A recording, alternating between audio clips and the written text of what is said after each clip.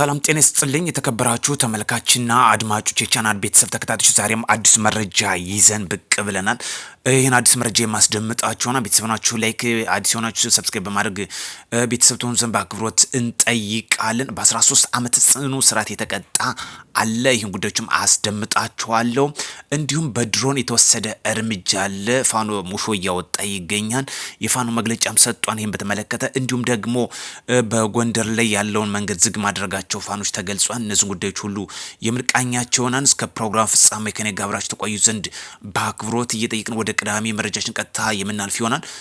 በተለይ በአሶ ሊበን ወረዳ ተብሎ በሚታወቀው ፋኖች ተሰብስበው በነበረበት ሰዓት መንግስት በተናበበና በተጠና መልኩ ባደረገው ኦፕሬሽን በድሮን ከ40 በላይ የሚደርሱ የፋኖ ታጣቂዎች እርምጃ እንደተወሰደባቸው ተገልጿል።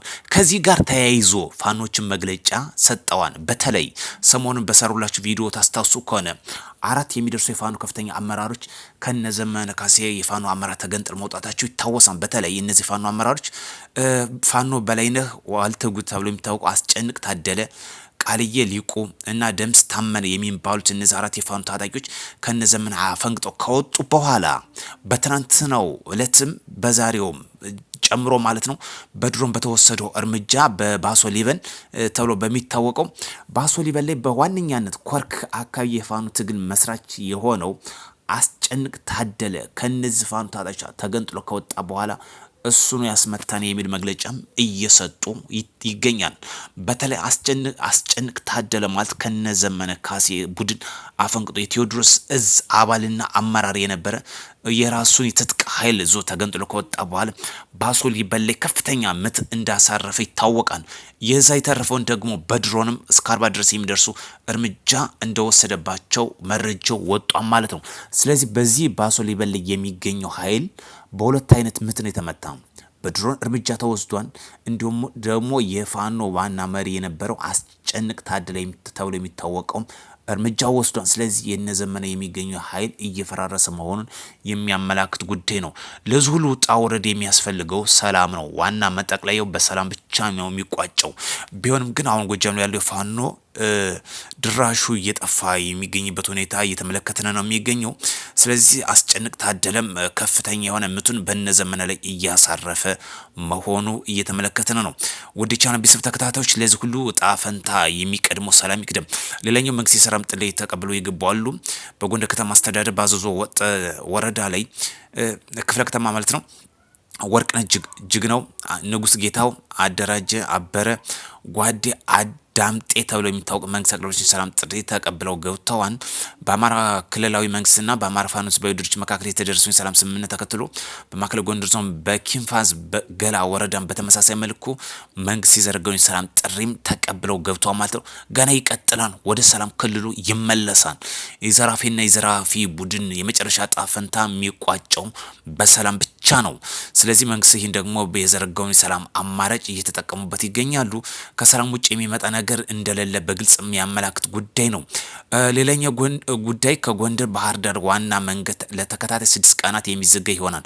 መንገዱ አገዛዙ ቅጥረኛ ዘራፊ ወንበዴ ለማጽዳት ከነገ ታህሳስ 4 ማለትም በዛሬው ዕለት ማለት ነው እስከ ታህሳስ 10 ድረስ ዝግ መሆኑን ህዝብና በተሽከርካሪ ላይ እየደረሰ ያለውን ዘረፋ እገታ ለማስቆምና አገዛዙ ያሰማራቸው ወንበዴ ለአንዴና ለመጨረሻ ጊዜ ለመጥረግ መንገዱ ዝግ ይሆናል ብለው እንግዲህ ፋኖች መግለጫ ሰጥቷል። ይህም የሰጠው የአማራ ፋኖ ብሔራዊ ኃይል ሰሜን አማራ ቀጠና በላይ ዘለቀ እዝ ጎንደር አማራ ኢትዮጵያ የሚል የራሳቸው መግለጫ ነው።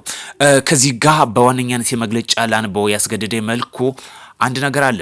ዘራፊውን ለማጽዳት ሲል መንገዶችን ዝግ እናደርጋለን ወራሪውንም እያለ የሚጠራው አሁን ያለውን መንግስት ማለት ነው።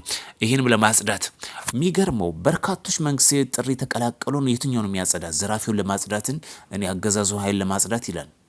ዘራፊ ቡድን እንዲሰማራ የሆነው ከመቼ ጀምሮ ነው የሚለውን ደግሞ ማጥናት አንዱ አስፈላጊ ነው። ዘራፊ መኪና የሚዘርፍ መኪና የሚያቃጥል ይህ የሚለው ድርጅት የመጣ ከመቼ ነው? ፋኖ አማራ ነጻ ወጣል ብሎ ከመጣ በኋላ ነው። ከ2 ዓመት በኋላ ነው የመጣ ይህ ጉዳይ። ስለዚህ ይህ የመጣው ከብልጽግና መንግስት ነው ወይስ ከራሳቸው የሚለው ራሱ የሚፈታ ጉዳይ ነው። ሲቀጥል ደግሞ የትኛው ነው የሚያጸዳ? ከሰፈር ሳይወጣ ከጫካ ሳይወጣ ብልጽግና እናጸዳለን። ይህ ጉዳይ ከመግለጫ የዘለለ ወንዝ አይሻገርም። ባጭሩ ለምትከታተሉ የፋኖ መሪዎች ከፋኖ መሪዎች በተለይ ከጫካ የዘለለ ወይም ከመግለጫ የዘለለ ወንዝ አይሻገርም። ስለዚህ ቀሪ ወንድሞችም የመንግስትን ሰላም ጥሪ እንድትቀላቀሉ በአጽንኦት መልእክታችን እናስተላልፋለን። ይህ ጉዳይ ሊሰመርበት የሚያስፈልግ ጉዳይ ነው። መንገድ ልዘጋ ትችላለህ፣ ምክንያቱም ለደህንነታቸው ስጋት ሲሉ ተሽከርካሪዎች ይቆማሉ። ይህ ግልጽ ጉዳይ ነው። ለዚህ ደግሞ የፋኖ ኃይል ተብሎ የሚሰነዘርበት አንድም መግለጫ ሊሰጥበት የማይገባ ጉዳይ ነው። የሚያሳፍርም ጉዳይ ነው። የአማራን ኢኮኖሚ ከማውደም ውጭ የምታመጡት ለውጥ አለመኖሩም በግልጽ ሊሰምርበት ያስፈልጋል። ሌላኛው ጉዳይ በዛሬው ሌሊት ማለት ነው የህወሓት ታጣቂዎች በመቀሌ የንግድ ባንክን ሲዘርፉ እንዳደሩ መረጃው እየወጣ ይገኛል። በተለይ በተሽከርካሪ በታገዘና በታጣቂ በታገዘ መልኩ የባንኮችን ሲዘርፍ ማደሩን የተሰማው እጅግ የሚያሳፍር ጉዳይ ነው። ይህ የሚያመላክተው ባንኮች በአጠቃላይ በመቀሌ ብቻ ሳይሆን በትግራይ ክልል ባንኮች ስራ ካቆሙ የትግራይ ህዝብ ቀውስ ውስጥ ለመክተት የሚሰራ ቡድን መሆኑን የሚያመላክት ነው። ስለዚህ የህወሓት ባጭሩ የዘራፊ መሆኑን በግልጽ ያሳየበት ውንብድናውን በተግባር ያረጋገጠበት በዛሬው ዕለት እንግዲህ በተሽከርካሪ በታገዘ መልኩ ሲዘርፍ ማደሩ ተገልጿል። ይህ መረጃ እንግዲህ መንግስት ወዲያው ትኩረት እንደሚሰጠው ወይም እርምጃ እንደሚወስድበት ተስፋ እናደርጋለን።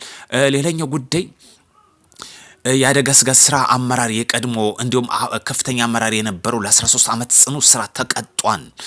ይህ ተቀጣው እንግዲህ ኮሚሽነር ምትኩ ካሳ በተከሰሱበት ከባድ የሙስና ወንጀል ጥፋተኛ ሆነው በመገኘታቸው የ13 ዓመት ጽኑ እስራት ተቀጠዋል።